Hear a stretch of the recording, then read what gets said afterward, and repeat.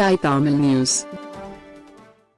ஆதித்தமிழர் பேரவையினர் NEET தேர்வு, சாதி வாரி கணக்கெடுப்பு என பல்வேறு கோரிக்கைகளை வலியுறுத்தி ஆர்ப்பாட்டம்.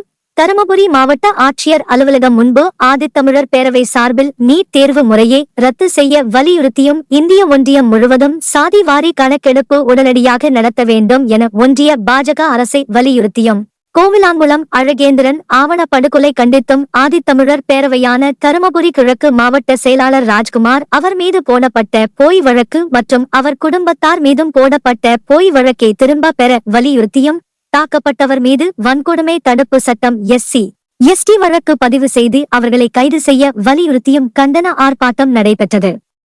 இந்த ஆர்ப்பாட்டத்திற்கு மேற்கு மாவட்ட செயலாளர் முருகன் தலைமை தாங்கினார்.